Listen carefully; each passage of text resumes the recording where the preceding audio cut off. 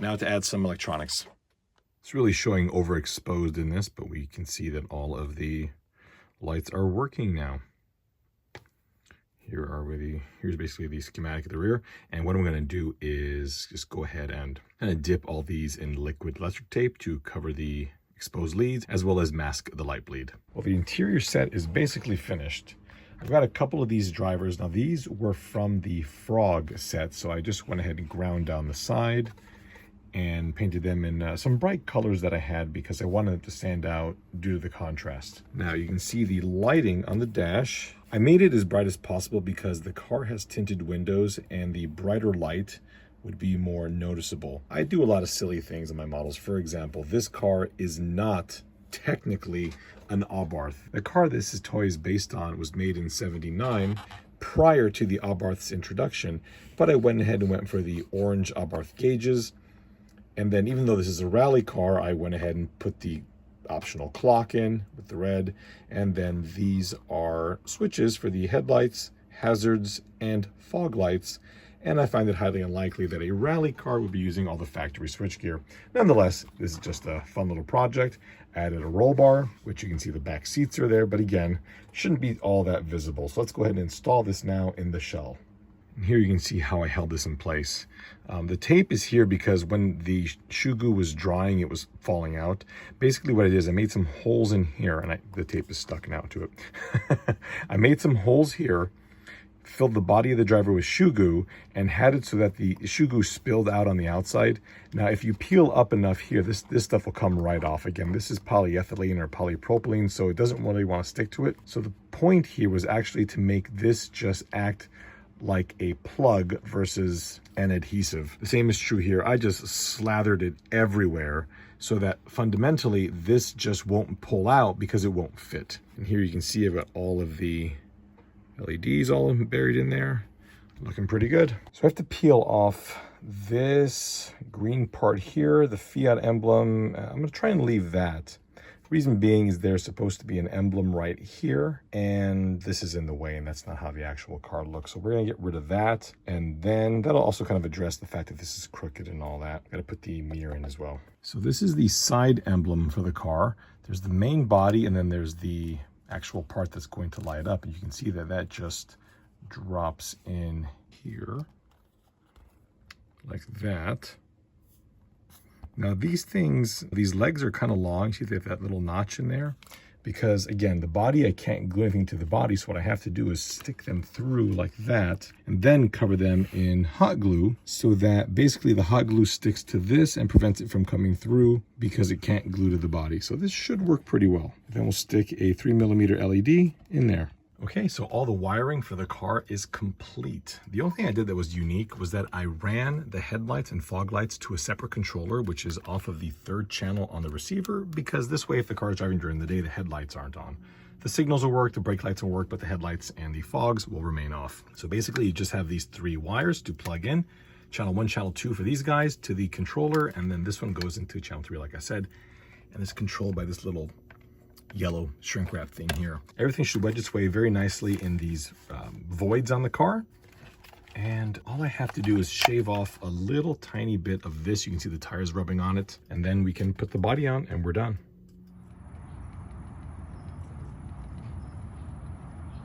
Well, here we are. Ignore the flashing lights. That's just the shutter speed. Turn the wheel. Remote switch for the headlights and fogs there. If we come over here, you'll see that the cluster lights are on as well.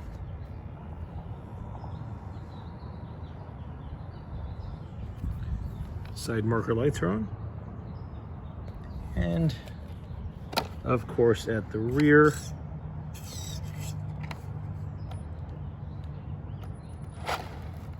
brake lights. Oops. There we go. I have this decal, it's peeling a little bit here. I have to see if I can find something that'll hold. It doesn't need to be that strong, but I just need something that'll hold that in place. That's really the only flaw in the entire decal set on the car. Again, the fact that the body is polyethylene makes it very difficult to do anything to, so it was a little strange to work with. Let's take her for a little spin.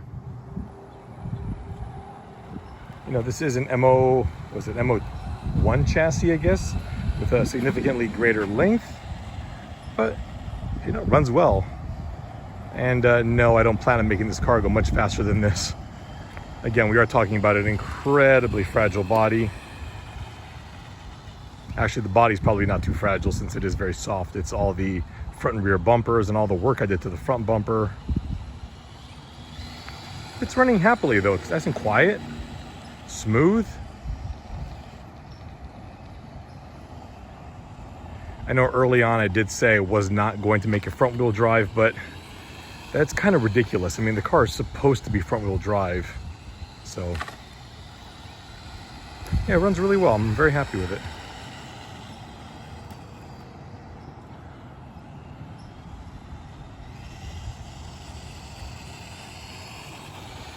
Runs really well. I mean, the chassis is all stock other than the extension, right? The front suspension, rear suspension, they've all been left alone.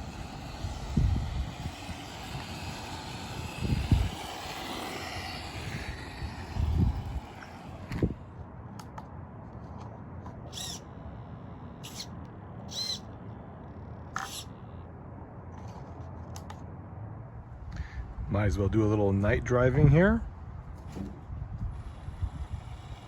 Not that you can see very much. The signal on the right, left signal, hit the brakes, and reverse.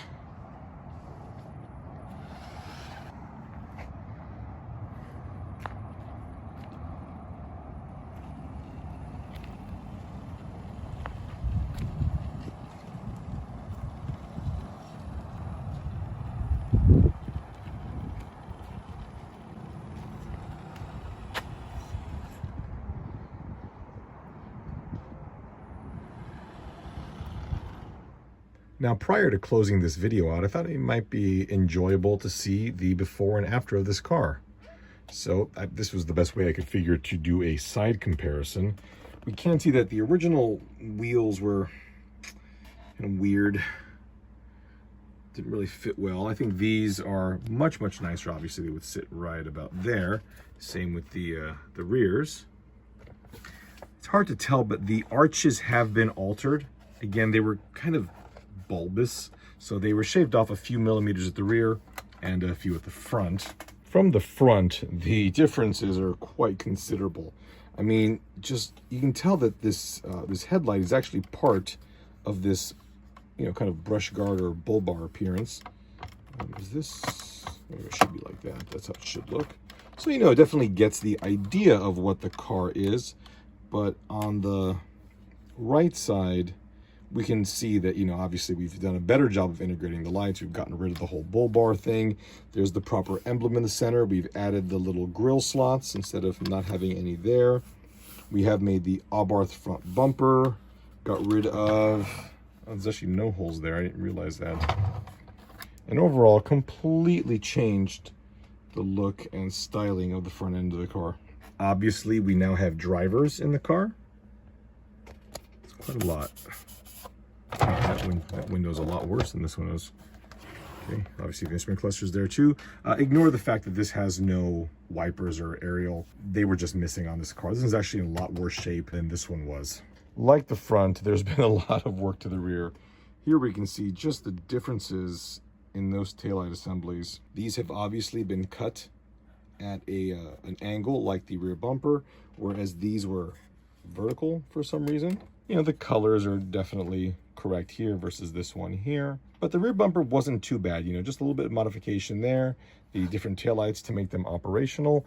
And that one was pretty good, a lot better than the front anyway. The last thing I wanted to point out was this absolutely horrific mirror. You can see that it has the little, I guess, decorative grooves on top there, but the mirror is just awful. It should look like that.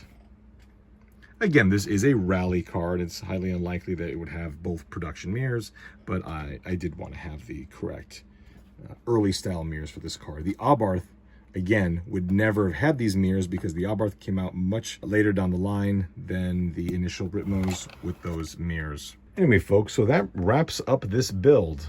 Obviously, it has gone quite a long way to get to what it is now.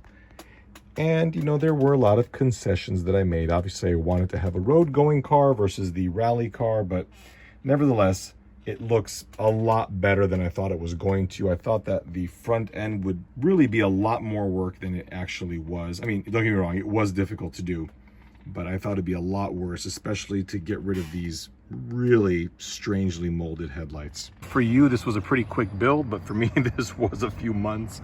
Very happy it's done. I've always wanted to have this thing the way you see it here, so I'm just gonna go ahead and cross this off the list. Got a couple more builds like this that are on the bench, so we'll cross all those off and move on to the next cool stuff. Thank you all so much for watching.